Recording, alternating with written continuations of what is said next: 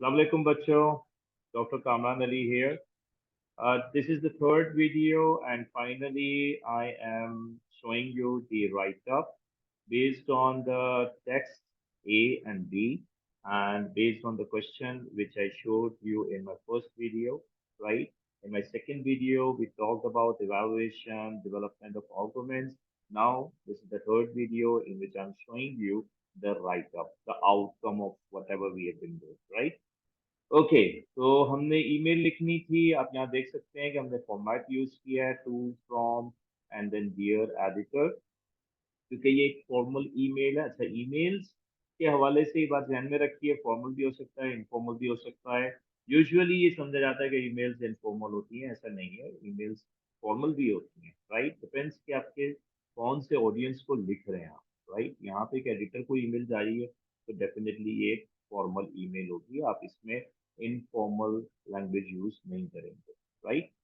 अच्छा, दूसरी बात ये है कि कोई भी राइटअप हो, चाहे वो रिपोर्ट हो, चाहे वो स्पीच हो, चाहे वो आपका आर्टिकल हो, चाहे वो लेटर्स हो, ईमेल हो, कुछ भी हो, तीन पैराग्राफ्स जो है ना वो बड़े इंपॉर्टेंट है। पहला है इंट्रोडक्शन, यानी हर राइटअप का मोड का इंट्रोडक्टरी पैराग्राफ होगा। अब यहाँ मैंने आपको सिर्फ दिखाने के लिए इंट्रोडक्शन लिखा है, तो कुछ बच्चे क्या करते हैं, वो दे स्टार्ट गिविंग हेडिंग्स। ये नहीं करना है आपको। ये इंट्रोडक्शन की कोई हेडिंग नहीं है, कुछ नहीं है, बस कि मैंने आपको दिखाया है कि ये पहला पैराग्राफ हमारा इंट्रोडक्टरी पैराग्राफ है।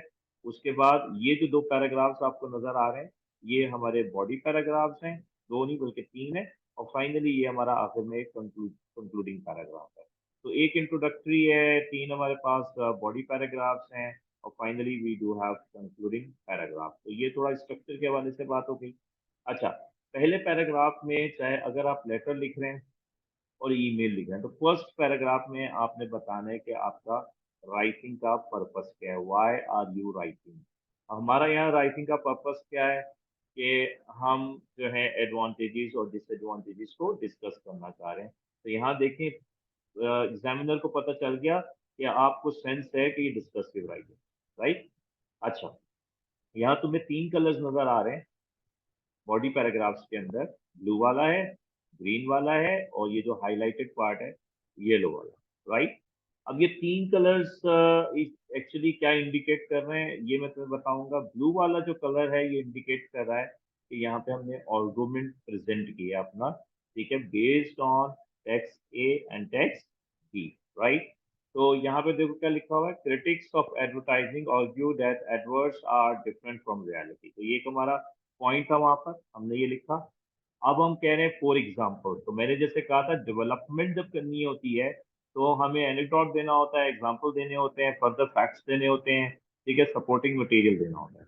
तो यहाँ मैंने लिखा for example in one of the adverts models wash dishes singing and dancing, in another advert they promote staining cloth as it is fun and a great activity. तो मैंने example दिया कि reality में ऐसा नहीं है, आप नाचते कूदते हुए जो है वो बर्तन नहीं धोते, आप इस तरह की एक्टिविटीज ऐसे नहीं करते, और ये कोई ग्रेट फन वाली बात नहीं है, लेकिन वहाँ रियलिटी से डिफरेंट दिखाया जाता है। देखो मैंने अपनी एग्जांपल दी इस पॉइंट को सपोर्ट करने के लिए। अब जो मेरा येलो में आ रहा है ना, ये क्या है, ये इवेलुएशन है, right? All of this doesn't seem real. Some people may argue that in today's time, अब ये क्या चीज है, some people may argue वाला, ये मतलब ये है कि आप काउंटर आर्गुमेंट दे रहे हो, अपने एक बात को इवेलुएट कर रहे हो, देख रहे हो किस हद तक वो बात ठीक है, और साबित कर रहे हो कि मेरी बात ठीक है, राइट। तो times, today's time viewers know all of this is to attract us, यानी कि जो रियलिटी से हट के चीजें होती हैं हमें अट्रैक्ट करने के लिए होती हैं।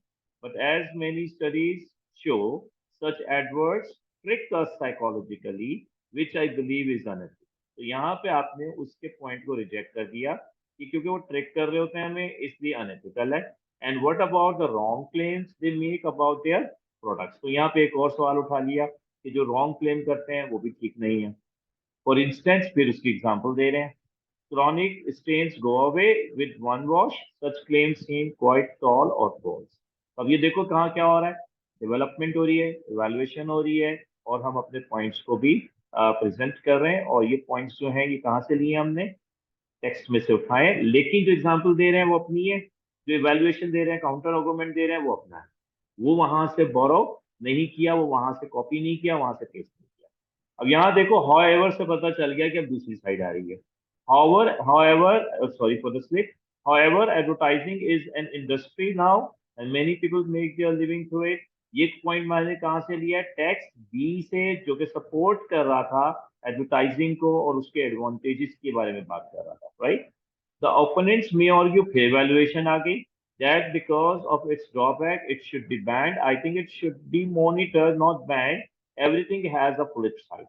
फिर मैं उसको क्या कर रहा हूँ, डेवलप कर रहा हूँ। अब यहाँ तुम ये भी देख रहे हो कि पहले आप क्या कर रहे हो, पॉइंट यानी आर्गुमेंट को प्रेजेंट कर रहे हो, ठीक है।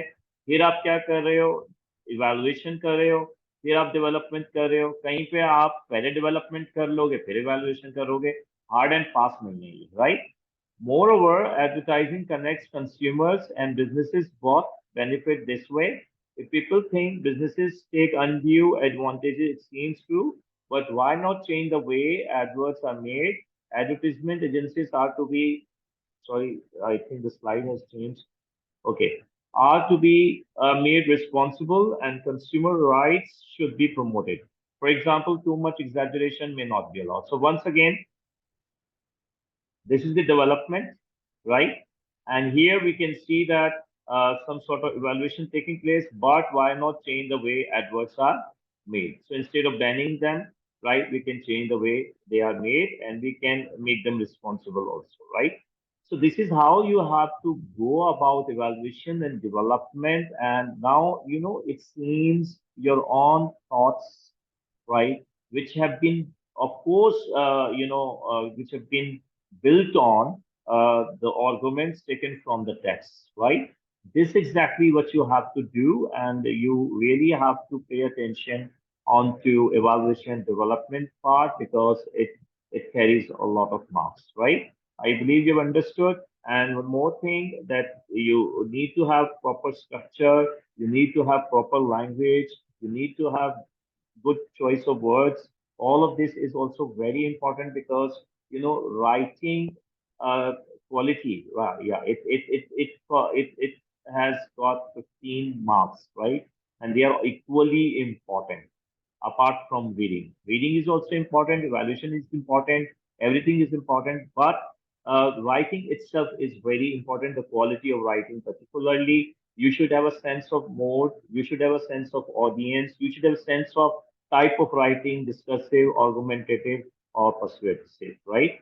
I hope you have understood everything. और आप अगर कोई आपकी क्वेरी हो तो you can ask me, group में आप लोग ऐड हो।